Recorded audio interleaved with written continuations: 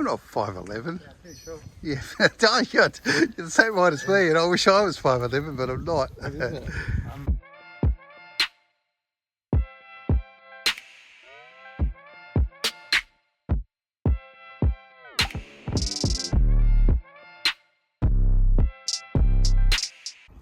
Okay, status report. We've unclipped everything from the body, wiring harness, everything, and just put it in there. So when we lift the body off, that'll just stay there. And started working in here a bit. Sussing out the wiring harness. I'll be taking absolutely everything out of here. But my next job is I'm gonna disconnect the fuel lines and the brake lines from the body.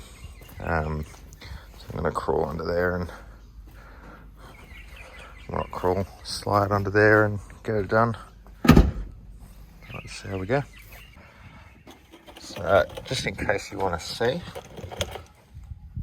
the fuel lines and brake lines, this is the body. So I'm just gonna take them off, and they stop at the fuel tank, obviously. Julie won't mind, will she? You're sleeping on the couch. So I think we've disconnected everything from the body. Is that right? Pretty well. There's always something you've missed, but hopefully there won't be any too major. So we'll try and jack it up now. We've jacked up one side a little bit. We'll jack it up, hopefully put some timbers underneath it, and then lower the chassis down, and then roll the chassis away. All right, we'll cut some timbers up. Yep.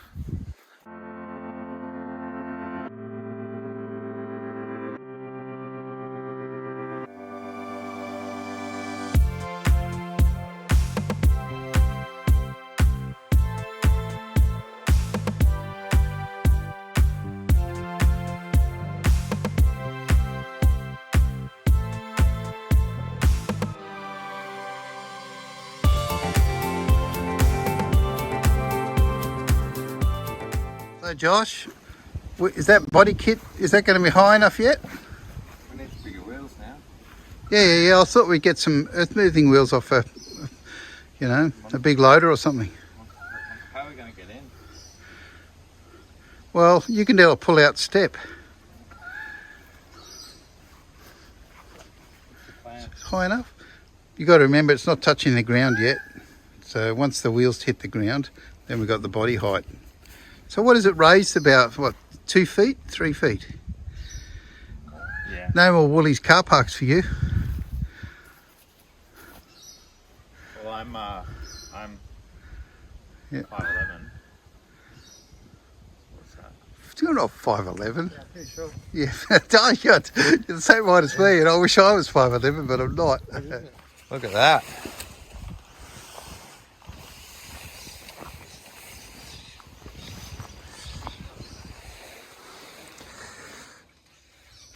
It's a learning curve. Look, we've only got one more to do after this. Well, the other one we're not doing without. We're going to do it with an excavator.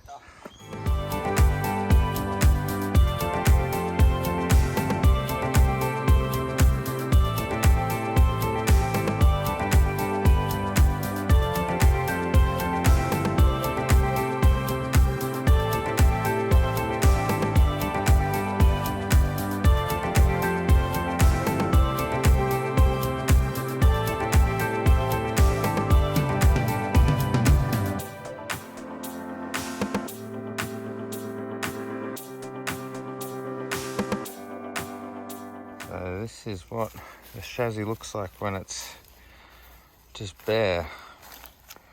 Pretty unreal, eh?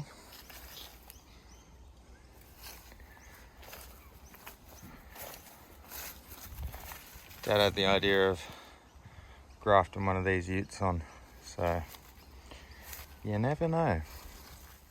Alrighty. Next task is, now this car's virtually stripped. I'm going to start taking everything out from here and put it in there. So, yeah, here we go.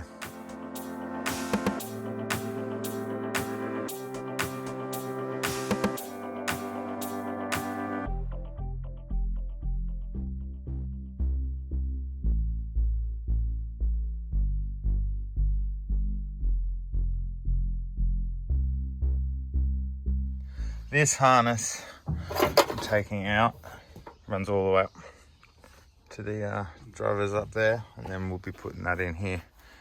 So happy days.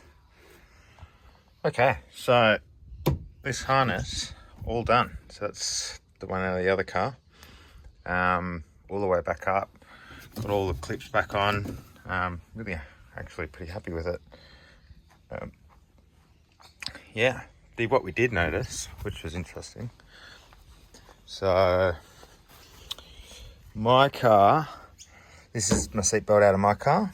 It has a sensor here, so if you have an impact, this will lock and pull you in tight.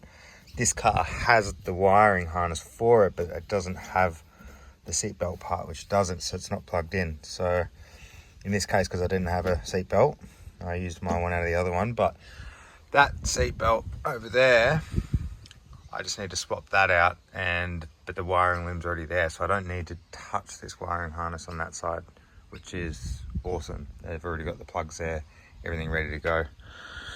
But I've decided I'm going to clean this car out now and give it a proper, nice clean and vacuum, because if I start bolting things in, might as well get it clean now. Cool.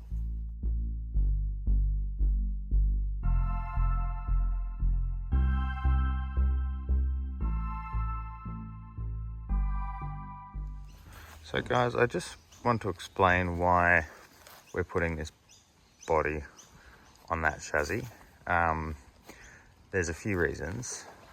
First of all, this chassis was missing all the suspension components, steering, the wiring harness had been cut out all different places, so that needed to come out, and there was all parts missing. Everything was not a complete car. We just kind of bought it for all the white parts, and now we could have stripped all the suspension and everything from this car and the engine and plucked it in that one, but we've just thought it would be easier for us just to take the body off the chassis and plonk it onto that chassis. That way all the running gear, the motor, we're leaving the motor in that car. Then we just bolt it back down, plug it in and drive it out. That's the theory anyway. And there's also another reason, is that this car's a GXL and that one's a Grande. So being a Grande, it's got a whole bunch of other features. The interior is different. So we kind of wanted to keep it a Grande, and then we give it a Grande. So that's the reason we're doing it. Yeah. What have we been doing on here? Look at this.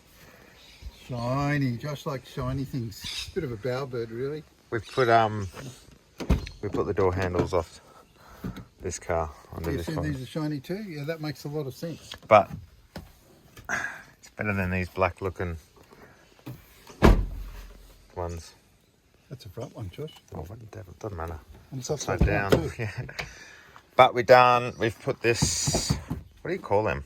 Door trim in. We're using the wood grain ones, and we've done the wiring harness for this door down this side.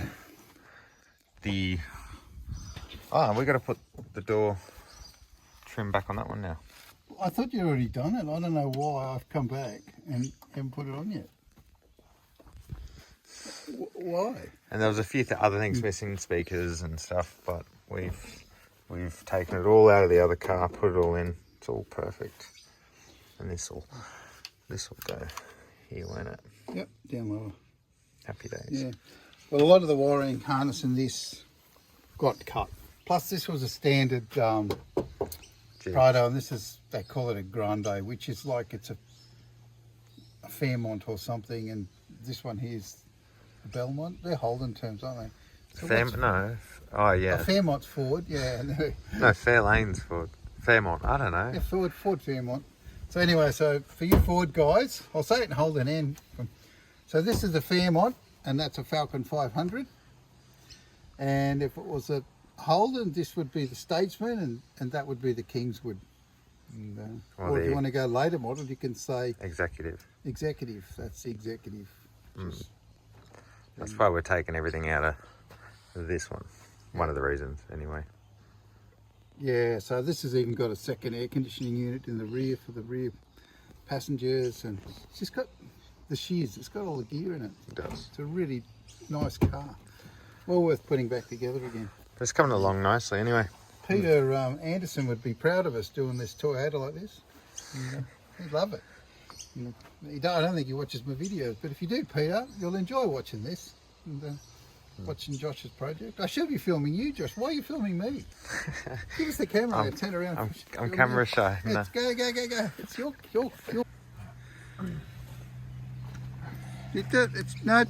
Give us a walk around, Josh. It is your project. Go on. We're gonna So you're putting a door trim on? No, we need to put the plastic on. Yeah. So I'm going to give you a bit of a spiel of what Josh has been up to. Oops. Go on. No. Now watching Josh work is a bit like watching someone with two left hands go for it.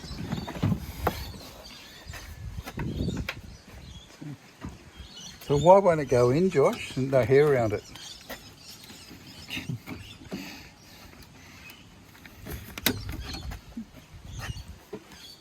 Come on. I need.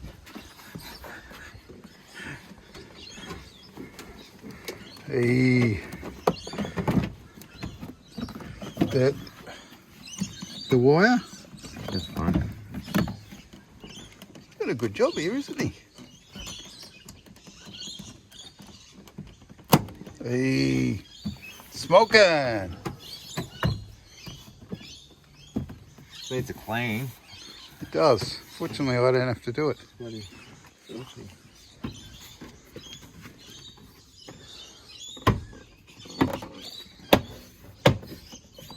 So you got all the wiring harness clipped on the inside properly?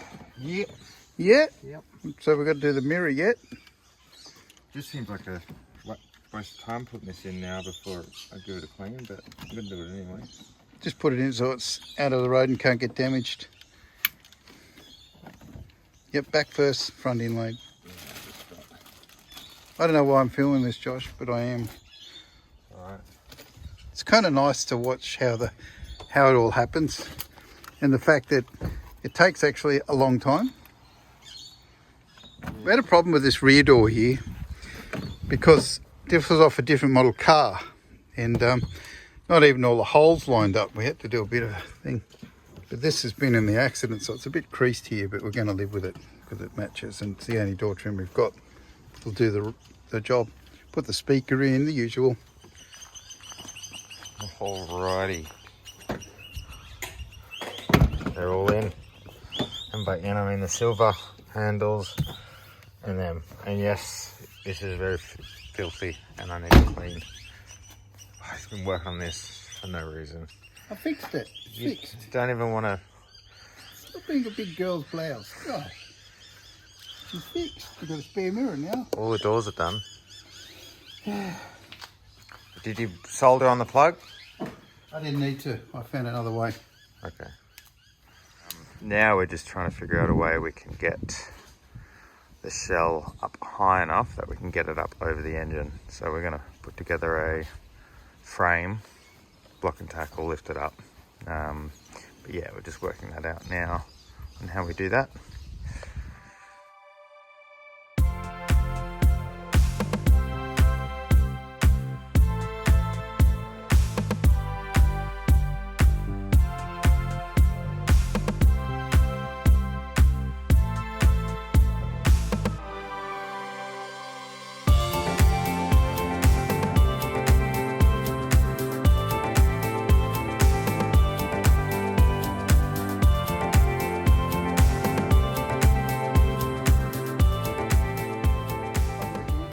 What a monstrosity. He's getting old, isn't he? Look at that face. If it's a fail, it's a fail. You're going to come crashing down. Just don't be lying under it when it happens. Andrew's in prison. This is how you lock Andrew up. I want to get out. Go on. My doctor said I've got to lose weight. That was such a sore sight. He's embarrassed. There you go, monkey.